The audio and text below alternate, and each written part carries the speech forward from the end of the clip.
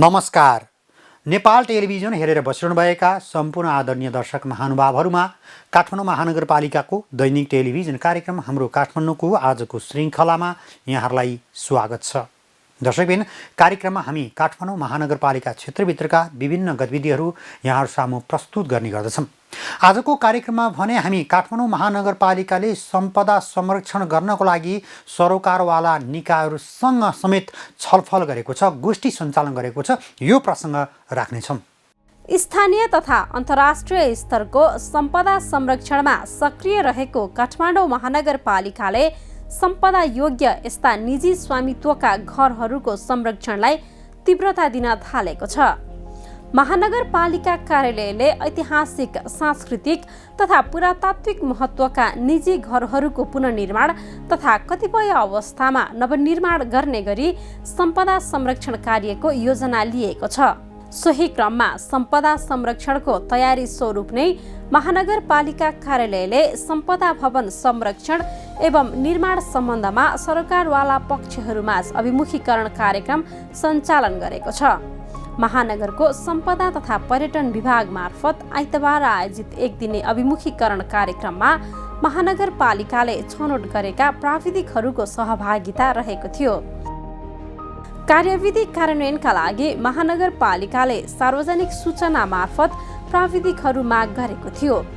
10 वर्ष अनुभव भएका आर्किटेक्ट र सिभिल इन्जिनियरहरूलाई सहजकर्ताका रूपमा खटाइने गरी माग भएको सूचनामा सूचीकृतका लागि प्राप्त 60 वटा निवेदन मध्ये 40 जनालाई सूचीकृत गरिएको छ। सूचीकृत भएकाहरूका लागि अभिमुखीकरण आयोजना गरिएको हो। अभिमुखीकरण उद्घाटनका क्रममा महानगरपालिकाका प्रमुख विद्यासुन्दर साक्यले कार्यविधिको कार्यान्वयन गरी आवश्यक भएका ठाउँमा एकीकृत बस्ती विकास गरिने बताउनुभयो। बसन्तपुरबाट दक्षिण भेगमा रहेका टेको लगाइएका घरहरूको पुनर्निर्माणका सम्बन्धमा चर्चा गर्नुहुँदै प्रमुख साक्यले 630 वटा त्यस्ता घरको अध्ययन गरेर प्रारम्भिक रूपमा 48 घर एकीकरण गर्ने शहरी सेवा सुविधा पुर्याउने योजना बनाए पनि प्रभावकारी कानुनको अभावमा कार्यान्वयन गर्न नसकिएकाले त्यस्ता घरलाई समेट्ने गरी अघि बढ्नुपर्ने बताउनुभयो। त्यस सहरलाई व्यवस्थापन गर्न आवश्यकता छ। हामी कहिलेकाहीँ पुरानो घर राम्रो छ भन्छौँ, हामी पनि कहीँ बाहिर गयौँ भने एक दुई रात बस्नलाई त्यहाँ रमाउँछौँ, तर सधैँ बस्नुपर्ने त्यहाँ रमाउन सक्दैन। त्यसकारण त्यसलाई पुनर्निर्माण गरेर अगाडि बढ्नुपर्छ। नयाँ सोचका साथ मौलिक स्वरूपमा हामीले पुनर्निर्माण गर्नुपर्छ भनेर लाग्यौँ र हामीले यो नीति बनाइरहँदाखेरि, कार्यविधि बनाइरहँदाखेरि राज्यले चाहिँ सधैँ यसो गर मात्र भनेर भन्दैन, गर्नेलाई पनि प्रोत्साहित गर्नुपर्छ भने हामीले कार्यविधि पनि यहाँ अनुदानको पहिला हामीले नक्सा पास गरेर मात्र छुट दिने प्रचलन थियो। अब नक्सा पास गरेर आर्थिक रूपमा पनि अनुदान दिनुपर्छ, सुरुका दिनमा पनि थोरै भए पनि दिनुपर्छ भने हामीले कार्यविधि बनायौँ, बजेट पनि राख्यौँ। तर कतिपय कुरामा चाहिँ कार्यान्वयन गर्न चाहिँ धेरै गाह्रो हुने रहेछ। हामीले बजेट राखेका छौँ, उहाँलाई प्रोत्साहित गर्ने नीति बनाएका छौँ, तर कार्यविधिले समेट्न चाहिँ धेरै गाह्रो हो। महानगरपालिकाकी उपप्रमुख हरिप्रभा खड्गे श्रेष्ठले अहिलेका जनप्रतिनिधिलाई सांस्कृतिक मौलिक सहर बनाउने जिम्मेवारी प्राप्त भएको र यसलाई प्रभावकारी रूपमा कार्यान्वयन गर्न आफूहरू प्रतिबद्ध रहेको बताउनुभयो। अपेक्षाकृत रूपमा सम्पदा संरक्षण गर्न नसकिए पनि राम्रा अभ्यासको थालनी भएको उपप्रमुख खड्गे श्रेष्ठको भनाइ थियो। अब हामी सम्पदा सहर, सांस्कृतिक सहर बनाउनको निमित्त केही नभए पनि बिदाबारी हुन अगाडि सुचारू गरेर गयो भने पक्कै पनि भोलि आउने मेयर उपमेयरले यो विषयमा सोचिराख्नुपर्ने आवश्यकता, जनप्रतिनिधिले सोचिराख्नुपर्ने आवश्यकता छैन। हामीले अगाडि बढायो भने यो पक्कै पनि अगाडि बढ्दै जान्छ। किनभने 16-17 बाद चाहिँ हामी आएको कारणले गर्दाखेरि हामीलाई पनि एकदमै हम्मेका साथ अगाडि बढ्नुपर्ने थियो। तैपनि धेरै कुराहरू कोभिडले गर्दाखेरि पनि हामी धेरै पछि पनि पढ्यौँ।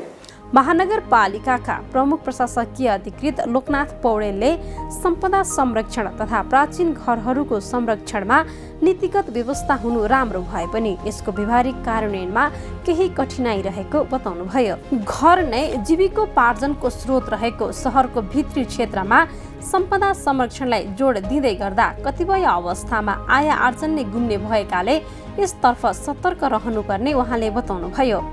यस्ता घरहरू संरक्षण र पुनर्निर्माण गरिँदा जीविकोपार्जनलाई पनि सँगै जोड्नुपर्ने उहाँको भनाइ थियो। जस्तो केही पुराना घरहरू जो सहरको मध्यभागमा छन्, एकदम कोर एरियामा छन्, भूकम्पपछि टेको लगाएर राखिएको अवस्थामा छन् कतिपय घरहरू, र कतिपय घरहरूको अवस्था चाहिँ के छ भने असाध्यै सानो क्षेत्रफलमा छन् र त्यसबाट कुनै किसिमको आम्दानी भएको अवस्था छैन, तर त्यो घर भत्काउन पनि पाएको अवस्था छैन र वैकल्पिक उसको जीविकोपार्जनको साधन पनि छैन।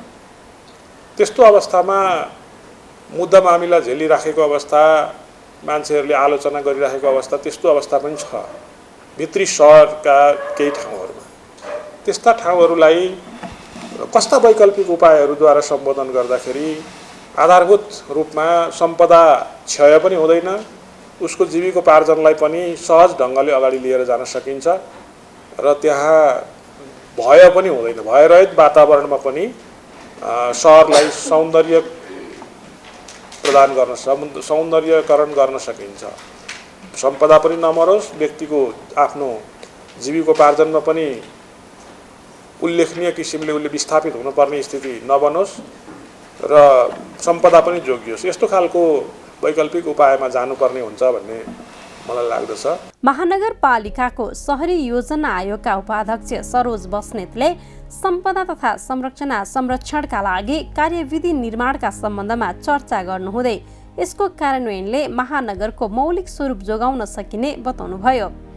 जीर्ण संरचना पुनर्निर्माण गरिँदा एकैपटक र मौलिक स्वरूपमा नै गरिने भनिए पनि उपयुक्त नीतिगत व्यवस्था नहुँदा कार्यविधि बनाइएको र यसको कार्यान्वयनलाई प्राथमिकतामा राखिने उहाँको भनाइ थियो। दम्मोचुकै नजिकै रहेर किल्लागल एरियाका स्थानीय जनसमुदायहरू पनि यस एकीकृत बस्ती निर्माण गर्ने काममा चाहिँ उहाँहरूको पनि धेरै चासो भएको हुनाले उहाँहरूले निरन्तर हामीलाई घचघचाइरहनु भयो र त्यसको फलस्वरूप हामीले अब एउटा कार्यविधि चाहिँ तयार गर्नु पर्यो। त्यसमा स्पष्ट रूपमा लेखिनु पर्यो कस्तो खालको घरलाई कसरी चाहिँ कुन रूपले कुन किसिमको अनुदान दिने, ऋण कसरी दिने, त्यसलाई मोनिटरिङ कसरी हुन्छ भन्ने बारेमा स्पष्ट रूपमा चाहिँ एउटा खाका तयार हुनुपर्छ भनेर हामी पोहोर सालदेखि राख्यौँ। सम्पदा तथा पर्यटन समितिका संयोजक समेत रहनुभएका महानगरपालिकाको वडा नम्बर 18 का अध्यक्ष नुचेकाजी महर्जनले काठमाडौँ संरक्षणको दायित्व वहन गरी महानगरपालिकाले स्थानीयहरूसँगको सहकार्यमा सम्पदा संरक्षणका कार्य गर्दै आएको बताउनुभयो। शुभ कार्यका लागि यथासमयमा आफैबाट थालनी गर्नुपर्ने र यही सिद्धान्तका आधारमा संरक्षणको कार्य सुरु गरिएको संयोजक महर्जनको भनाइ थियो। अहिले नगरे कहिले गर्ने, हामीले नगरे कसले गर्छ र यहाँ नगरे कहाँ गर्ने। भूकम्प 2072 सालको भूकम्पले बारपाकमा धेरै घरहरू भड्केको थियो। बारपाकमा बनाउन यहाँबाट गएर बनाइदिए, तर काठमाडौँमा कसैले बनाउन आएन र काठमाडौँवासीहरूले नै बनाउनु पर्ने हाम्रो बाध्यता रहेको छ। त्यसकारण अब यो एउटा अवसर जुन हाम्रो पुरानो मौलिक सहरलाई पुनर्जीवित गर्नको लागि हामी अभियानमा लागेका छौँ। महानगरको सम्पदा तथा पर्यटन विभागकी प्रमुख अर्चना श्रेष्ठले अभिमुखीकरण पश्चात कार्यविधिको कार्यान्वयनमा सहजता मिल्नुका साथै सम्पदा संरक्षणमा महत्त्वपूर्ण उपलब्धि हासिल गर्न सकिने विश्वास व्यक्त गर्नुभयो। भूकम्पले क्षतिग्रस्त तथा अन्य कुराले भत्काउने पर्ने अवस्था भई पुनर्निर्माण हुने तथा अरू नयाँ निर्माण पनि हुने भवनहरूलाई वर्गीकरण गरिएको छ भने यो मापदण्ड अनुसार निजी घर धनीहरूलाई सम्पदा भवन निर्माण गर्न उत्प्रेरित गर्नको लागि काठमाडौँ महानगरपालिकाले यसै कार्यविधिमा आधारित रही सम्पदा मैत्री भवन प्रोत्साहन अनुदानका लागि चालु आर्थिक वर्षमा 5 करोड बजेट पनि विनियोजन गरेको छ। सम्पदा भवन संरक्षण विज्ञ रविन्द्र पुरीले उपत्यकाको प्राचीनता तथा सम्पदाको महत्त्वका सम्बन्धमा चर्चा गर्नुहुँदै यस्ता सम्पदा संरक्षणका लागि महानगरपालिकाले सुरु गरेको प्रयासको प्रशंसा गर्नुभयो। तत्कालीन समयमा वास्तुविदहरूले महानगर क्षेत्रभित्र अग्ला भवनभन्दा पनि 4 तल्लेसम्मका घरहरूको मात्र कल्पना गरेको र भूकम्पीय जोखिम लगायतका कारणले पनि यस्ता घरहरू मात्र उपयुक्त हुने भएकाले साना घरहरूको निर्माणलाई नै प्रोत्साहन गरिनुपर्ने उहाँको भनाइ थियो। कोर एरियामा धेरै अग्ला घरहरू बनिसकेका छन्। तर ती कोर एरिया काठमाडौँ, भक्तपुर र पाटनका कोर एरिया अथवा हाम्रा नेवारी बस्तीहरूलाई चाहिँ 4 तले घरमै सीमित राख्नुपर्छ भन्ने भिजन राख्नुपर्छ। हाम्रो नेवारी भाषामा अथवा हाम्रो नेवारी वास्तुकलामा छेली, मटाङ, चोटा, बुइग त्योभन्दा बढी शब्द नै छैन। हाम्रो नेवारी वास्तुविदहरूले 4 तलाभन्दा बढी परिकल्पनै गरेनन्। किन भन्दाखेरि यो भूकम्प एन्डेन्जर्ड क्षेत्र हो र त्योभन्दा ठुलो कुरा हामीले काठमाडौँ उपत्यकालाई विश्वकै सबभन्दा ठुलो सम्पदा क्षेत्र बनाउने भिजन राख्नुपर्छ किनभने त्यो सम्भव छ। अभिमुखीकरणमा काठमाडौँ महानगरपालिका सम्पदा भवन संरक्षण एवं निर्माण मापदण्ड तथा सहुलियत कार्यविधि 2078 का सम्बन्धमा चर्चा गरिनुका साथै शहरी भवन पुनर्निर्माण तथा आगामी दिशाबारे जानकारी गराइएको थियो। यसैगरी सम्पदा विज्ञ तथा विकासविदहरू मार्फत महानगर क्षेत्रका पुराना र मौलिक घरहरूको संरक्षणका सम्बन्धमा चर्चा गरिएको थियो। महानगरपालिकाले चालु आर्थिक वर्ष 2078-79 को नीति तथा कार्यक्रममा सम्पदा मैत्री भवन निर्माण मापदण्ड अनुसार मौलिक स्वरूपमा निर्माण हुने भवनहरूलाई सहुलियत दिइने नीति लिएको छ। नीति कार्यान्वयनका लागि कार्यविधि समेत बनिसकेको छ। गत साउन 20 गते स्थानीय राजपत्रमा प्रकाशित यस कार्यविधिले महानगरपालिका क्षेत्रभित्रका ऐतिहासिक, पुरातात्विक तथा वास्तुकलात्मक महत्त्वका परम्परागत शैलीका निजी तथा संस्थागत स्वामित्वका भवनहरूलाई मौलिक स्वरूपमा राख्न प्रश्रय दिएको छ।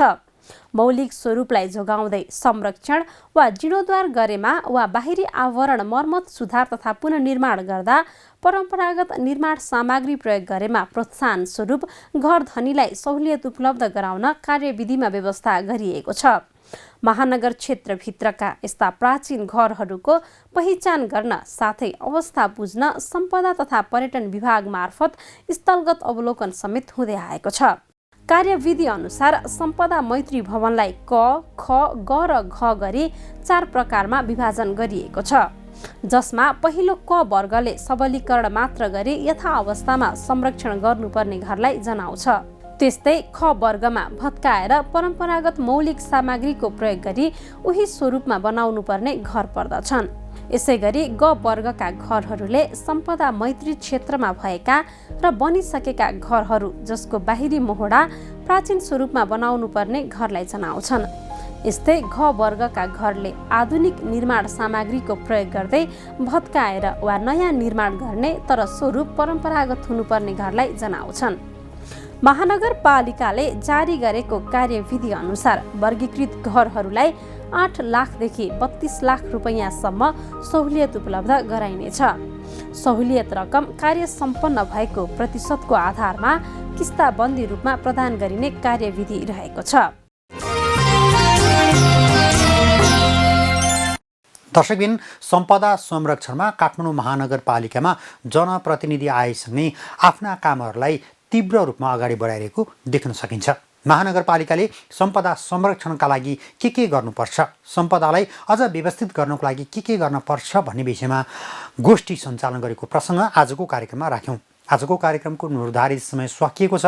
भोलि पनि नयाँ विषय र प्रसङ्ग लिएर आउने नै छौँ। तबसम्मका लागि सम्पूर्ण टिमसहित म वैकुण्ठ भण्डारी बिदा चाहन्छु। नेपाल टेलिभिजन हेर्दै गर्नुहोला। नमस्कार।